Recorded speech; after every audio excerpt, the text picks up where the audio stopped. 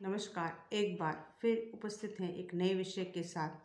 जैसा कि हमने आपको बताया था कि अगली क्लास में हम मारवाड़ प्रजामंडल के विषय में चर्चा करेंगे। मारवाड़ प्रजामंडल की स्थापना कब हुई, इसकी स्थापना में किन की भूमिका महत्वपूर्ण थी, इसकी स्थापना से पूर्व की स्थिति क्या थी, जयनारायण व्यास की इसमें क्या भूमिका रही, इन सब विषयों पर आज की क्लास में चर्चा करेंगे। तो आइए शुरू करते हैं आज की। मारवाड़ में प्रजामंडल आंदोलन की शुरुआत प्रजामंडल के नाम से न होकर मारवाड़ प्रजा परिषद के नाम से प्रारंभ हुई। तत्कालीन जोधपुर शासक उमेश सिंह युवा एवं अनुभवहीन थे, तो शासन के संचालन की सारी बागडोर एक कश्मीरी ब्राह्मण सुखदेव प्रसाद के हाथ में थी, जिसके प्रभाव में आकर शासक उमेश सिंह जी ने अनेक अवैधानिक कानून जनता पर थोप दिए, जैसे मारवाड़ राज्य विद्रोह अधिनियम 1909, जिसमें अशांति व असंतोष फैलाने वाले अपराधियों को आजीवन कैद की सजा का प्रावधान था। इसी तरह मारवाड़ प्रेस अधिनियम 1922, जिसमें बिना अनुमति पुस्तक व पैम्पलेट के प्रकाशन पर रोक व टाइपराइटर फोटोकॉपी मशीनें रखने के लिए पंजीयन आवश्यक था।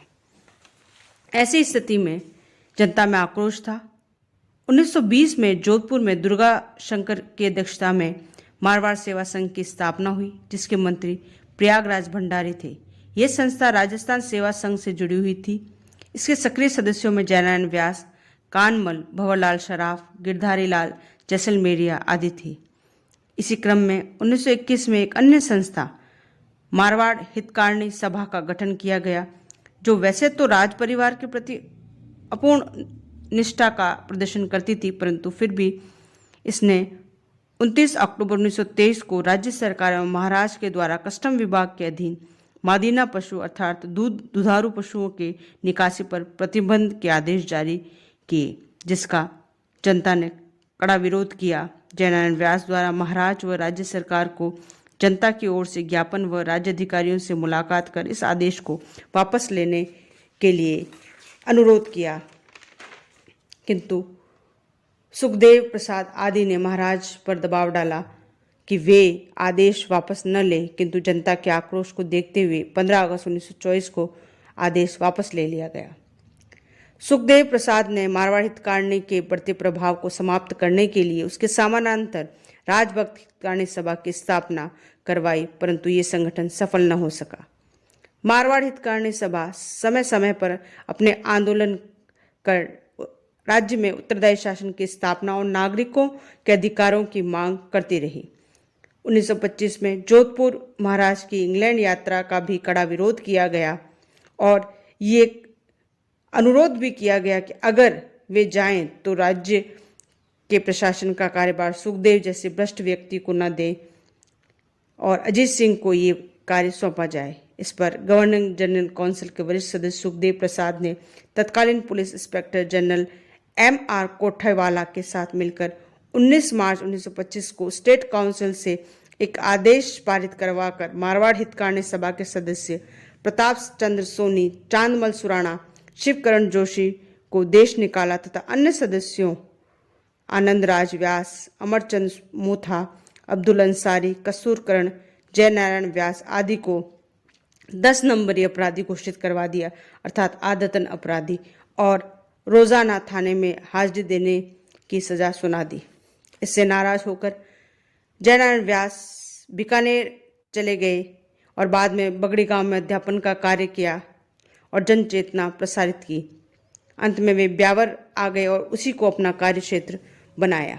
ब्यावर में जयनारायण व्यास राजस्थान सेवा संघ के मणिलाल कोठारी के संपर्क में आए तथा उनके मुख्य समाचार पत्र तरुण राजस्थान का संपादन प्रारंभ किया। इसी समाचार पत्र के जरिए वर्तमान मारवाड़ नामक शीर्ष से व्यास ने मारवाड़ के भ्रष्ट व निरंकुश शासन के विरुद्ध जन चेतना फैलाने का कार्य किया। जब सभी जगह उत्तरदायी शासन की स्थापना हेतु आंदोलन चल रहे थे, तो मारवाड़ में भी 1927 में जोधपुर में एक आम सभा का आयोजन हुआ तथा जोधपुर महाराज की छत्र छाया में उत्तरदायी शासन की स्थापना की मांग बुलंद की गई।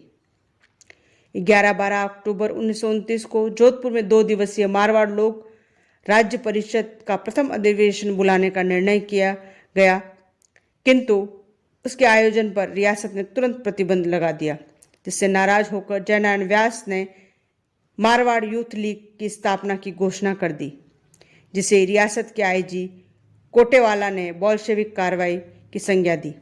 हालांकि मारवाड़ यूथ लीग की स्थापना 10 मई 1931 को हुई थी, लेकिन इसकी स्थापना की गतिविधियां प्रारंभ हो चुकी थी। आगे 2 सितंबर 1929 को जयनारायण व्यास को उनकी गतिविधियों के कारण दौलतपुरा जो डीडवाना के पास जगह है नजरबंद कर दिया गया। बाद में भंवरलाल सराफ को भी नागौर किले में नजरबंद कर दिया गया। भंवरलाल सराफ पर आरोप था कि उन्होंने जयनारायण व्यास द्वारा लिखी 2 पुस्तकों पोबाबाई की पोल एवं मारवाड़ की अवस्था की प्रतियां जनता में वितरित करवाई थी, जो राजद्रोह था। दोनों की गिरफ्तारी का जनता ने काफी विरोध किया, जगह जगह आंदोलन हुए, किंतु फिर भी सरकार ने अपनी दमनकारी नीति नहीं छोड़ी और नागौर किले में उनके विरुद्ध बिना सुनवाई का अवसर दिए मुकदमा चलाया और दोनों को 2.5 साल का कारावास व जुर्माने की सजा सुनाई गई। विरोध स्वरूप जगह जगह आंदोलन हुए। मारवाड़ हितकारिणी सभा ने 21 जनवरी 1930 को मारवाड़ के सपूतों का बलिदान नागौर मुकदमे का फैसला शीर्षक से एक बुलेटिन प्रसारित किया। दोनों की रिहाई की मांग की गई। गांधी इरविन समझौते जो 5 मार्च 1931 में हुआ था, उसके तहत दोनों को रिहा किया गया।